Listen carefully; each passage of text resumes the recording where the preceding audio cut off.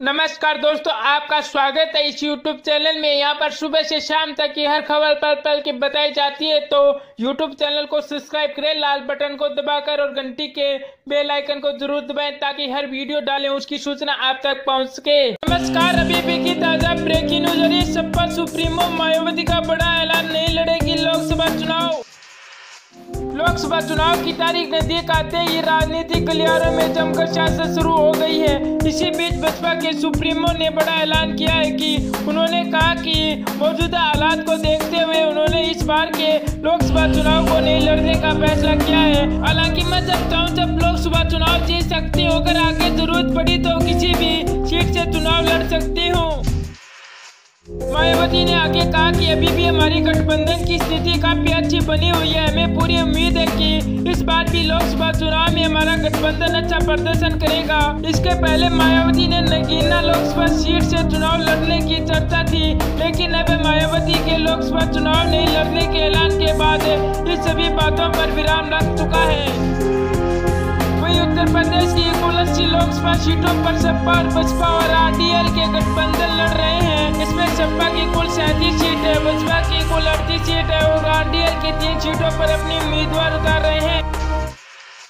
बता दें कि चुनाव आयोग ने लोकसभा चुनाव की तारीख का ऐलान कर दिया है। इसमें पहले चरण का चुनाव 11 अप्रैल को होगा और आखिरी चरण का चुनाव 19 मई को होगा। वहीं बता दें कि गणना 23 मई को होगी। उसी बीच शाम को देश के ये पता चल जाएगा कि सत्ता की चाबी किसके हाथ में जाएगी। वहीं अगली खबर आ रही है, प्रियंका गांधी की रैली के दौरान कांग्रेस अध्यक्ष और भाजपा कार्यकर्ताओं के बीच हुई जमकर मारपीट। वहीं बता दें कि वाराणसी में कांग्रेस महासचिव प्रियंका गांधी दौरे पर है। वहीं पहली बार प्रधानमंत्री नरेंद्र मोदी के संसदीय क्षेत्र में पहुंची है। वहीं इसी दौरान नामनगर के क्षत्रिय चौराहे पर कांग्रेस और बीजेपी के कार्यकर्ताओं के बीच में नारे लगने को लेकर आपस में भिड़ंत हो गई थी। दोनों पक्षों में जमकर थापा मुक्की और इसके साथ ही लात घुसे भी चल गए। बवाल करते हुए सुरक्षा कर्मी मौके पर पहुंचे तो हंगामा करने वाले युवक वहां से भाग निकले। अगली खबर आ रही है, अखिलेश यादव बोले सारे चौकीदारों की एक सी यूनिफॉर्म क्यों नहीं हो सकती, जिससे होगी समय और पैसे की बचत। एक बार यूपी की सियासत में सोशल नेटवर्क का क्रोध हो रहा है, जिसमें अखिलेश यादव ट्वीट पर काफी सक्रिय नजर आ रहे हैं। वहीं उन्होंने ट्वीट पर बीजेपी और पीएम मोदी के खिलाफ वार करना शुरू कर दिया है, जिसमें उन्होंने इस बार विकास पूछा और सारे चौकीदारों की यूनिफॉर्म एक सी क्यों नहीं हो सकती, इससे पैसे भी बचेंगे और बार बार कपड़े बदलने का टाइम भी। समाजवादी पार्टी अध्यक्ष अखिलेश यादव ने भाजपा द्वारा मौजूदा संसद का टिकट काटने के फैसले को लेकर बुधवार को निशाना साधा। अखिलेश यादव ने कहा कि इस फैसले से ये साबित होता है कि वो फेल हो चुके हैं। प्रधानमंत्री नरेंद्र मोदी की ओर इशारा करते हुए अखिलेश यादव ने कहा कि ये फार्मूला टीम के कप्तान पर भी लागू होना चाहिए। पीएम ने कांग्रेस पर लगाया वंशवाद का आरोप। प्रियंका ने कहा कि जितना पारित करना है कर ले, हम उतनी ही मजबूती से लड़ेंगे। प्रधानमंत्री नरेंद्र मोदी ने आज एक ब्लॉग लिखकर कांग्रेस पर निशाना साधा है। उन्होंने आरोप लगाया कि वंशवाद की राजनीति से सबसे ज्यादा नुकसान संस्थाओं को हुआ है।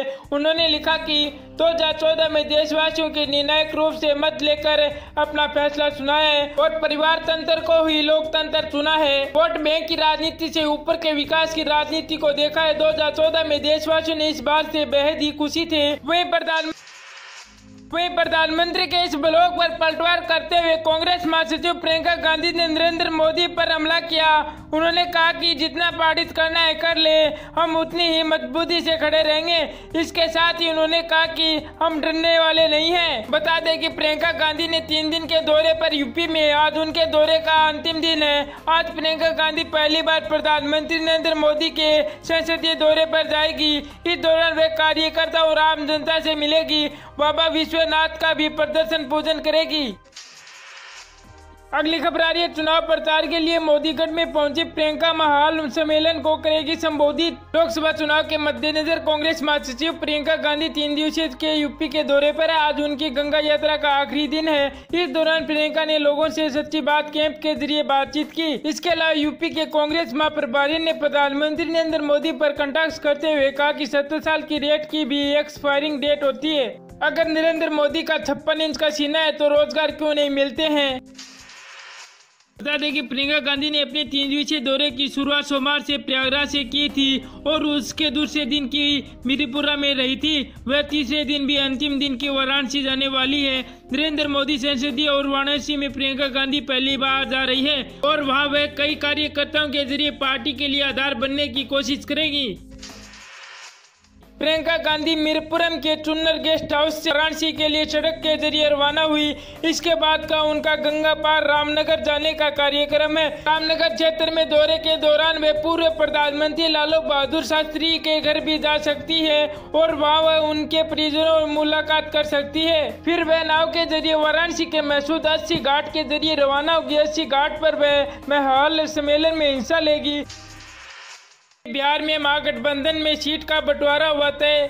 वही बात करें तो बिहार में लोकसभा चुनाव को लेकर राष्ट्रीय राजतांत्रिक गठबंधन राजद, कांग्रेस, सपा और लोजपा और हम वीआईपी के बीच में सीटों के बंटवारे का फार्मूला तय हो गया है। नए फार्मूले के तहत राजद 20, कांग्रेस 9 और सपा 4 और लोजपा 2 और हम 3 और वीआईपी के 2 लोकसभा सीटों पर चुनाव लड़ सकती है। हालांकि दरभंगा, मधुबनी और पूर्णिया और आरा सीट पर अभी भी पेच फंसा हुआ है। इस महागठबंधन में भाकपा वाले भी शामिल होने की चर्चा चल रही है। ऐसे में 2 सीटों पर तालमेल बिठाया जा रहा है।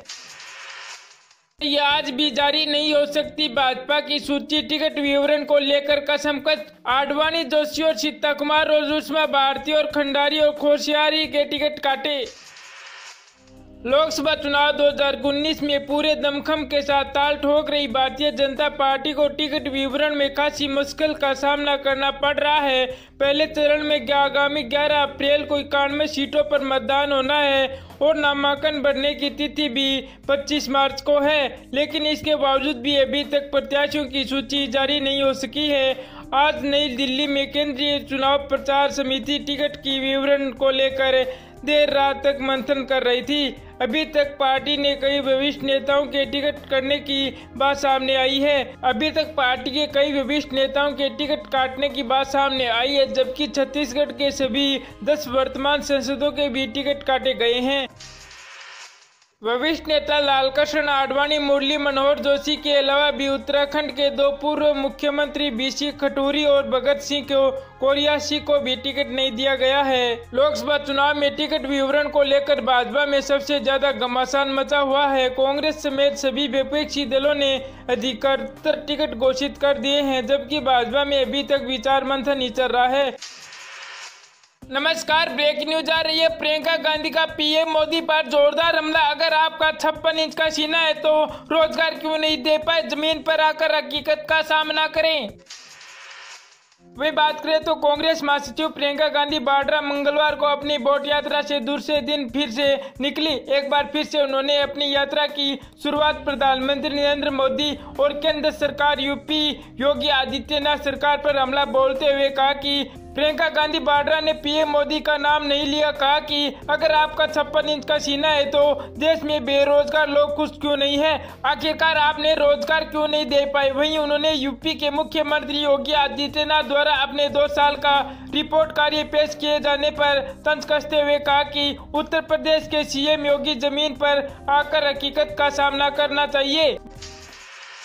बता दें कि अपनी बोट यात्रा के दूसरे दिन प्रियंका जहां आम लोगों के मुलाकात कर रही थी, वहीं मंदिर मस्जिद जाकर कांग्रेस के अच्छे प्रदर्शन की प्रार्थना भी की। इस सब के बीच में वे केंद्र और यूपी सरकार के खिलाफ हल्ला बोलने में भी नहीं चुकी। उन्होंने यूपी सरकार द्वारा अपने 2 साल के रिपोर्ट कार्ड पेश किए जाने पर पीएम योगी आदित्यनाथ को आड़े हाथ लेते हुए कहा कि पीएम योगी जी जमीन पर आकर देखिए कि स्थिति क्या है। ये रिपोर्ट कार्ड सुनने में बहुत ही अच्छे लगते हैं, लेकिन सच्चाई क्या है। किसान और छात्र और आम आदमी आशा से लेकर आज हर आदमी परेशान है। लोगों से चुनाव के समय जो वादे किए गए थे उनके बारे में कोई बात नहीं कर रहा है।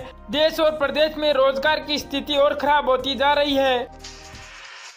योगी सरकार जो भी प्रचार प्रसार कर रही है इसमें सच्चाई नहीं है। सत्ता में बैठे लोग पिछले 70 सालों की रट लगाए हुए हैं, लेकिन इन्हें यह भी बताना चाहिए कि पिछले 5 साल से जो सरकार में बैठे हैं उन लोगों ने आम आदमी जनता के लिए क्या किया है।